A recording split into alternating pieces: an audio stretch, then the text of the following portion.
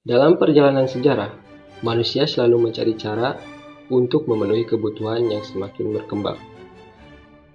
Jauh sebelum teori-teori ekonomi modern muncul, para pemikir dari berbagai zaman sudah mulai memikirkan bagaimana mengatur kehidupan, perdagangan, dan sumber daya. Masa praklasik menjadi titik awal penting dari perkembangan itu. Dimulai dari Yunani kuno yang melihat ekonomi melalui sudut pandang moral dan filsafat, berlanjut ke kaum skolastik yang menekankan keadilan dalam perdagangan, hingga merkantilisme yang mendorong ekspansi besar-besaran demi kekayaan negara. Setelah itu, muncul kaum fisiokrat yang percaya bahwa kekayaan sejati berasal dari alam dan pertanian. Perkembangan pemikiran dari tiap era inilah yang menjadi dasar terbentuknya teori-teori ekonomi modern yang kita kenal sekarang.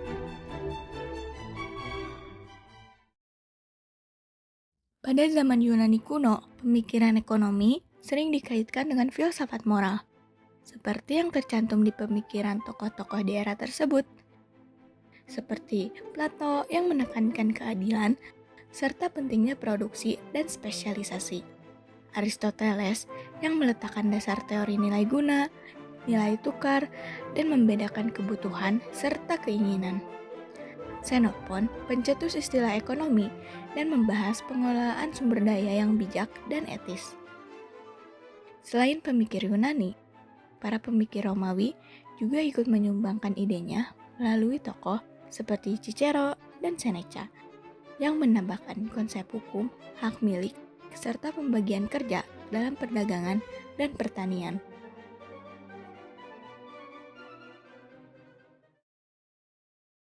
Memasuki pemikiran ekonomi kaum skolastik.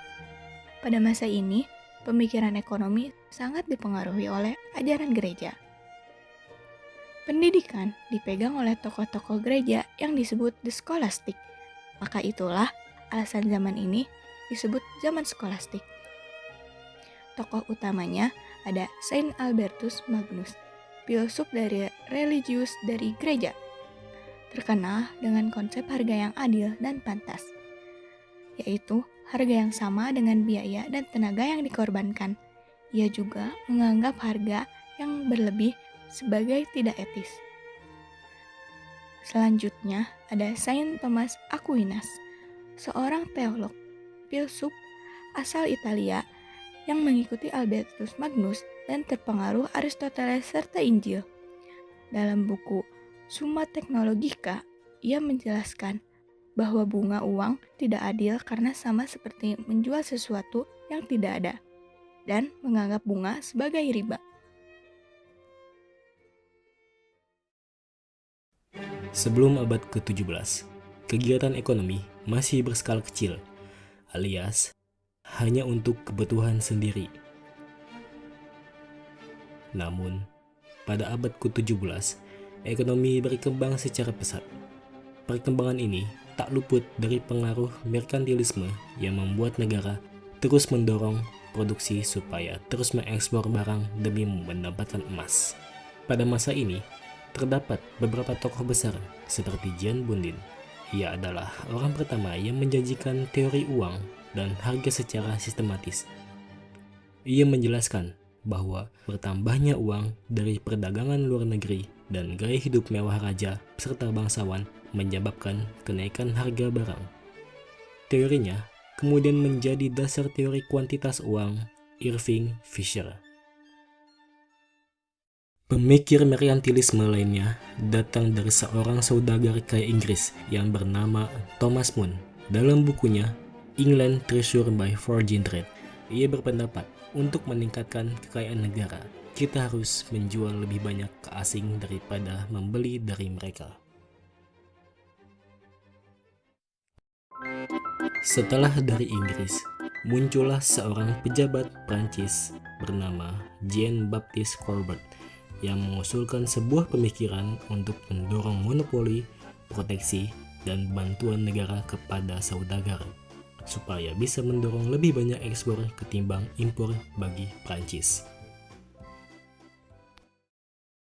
Kembali ke Inggris, seorang pengajar Oxford, Sir William Petty, menggagas sebuah teori yang dikenal sebagai teori nilai kerja, yang percaya bahwa tenaga kerja lebih penting daripada tanah sebagai sumber nilai. Ia juga disebut the founder of modern political economy berkat kontribusinya dalam menganjurkan pendekatan kuantitatif dan empiris dalam ilmu ekonomi.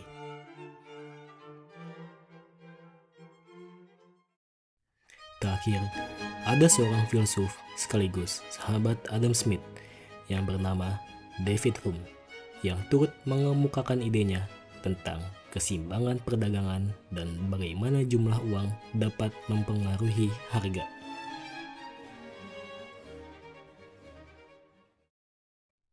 Berbeda dengan merkantilis, Fisiokrat percaya bahwa kekayaan sejati berasal dari sumber daya alam, khususnya pertanian. Fisiokrat menekankan hukum alam dan mengurangi campur tangan pemerintah. Pandangan ini menjadi cikal bakal prinsip laissez-faire dan invisible hand Adam Smith.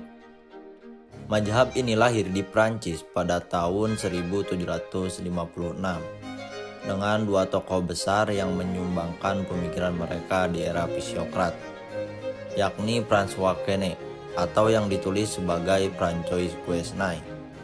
Ia merupakan dokter pribadi Raja Louis XV. Ia merupakan orang yang membagi masyarakat menjadi 4 kelas, yakni kelas produktif atau petani, kelas tuan tanah, kelas steril, dan kelas buruh. Kemudian, setelah François Quesnay, ada seorang pria asal Paris yang bernama Jacques Turgot, atau yang ditulis sebagai Jacques Turgot.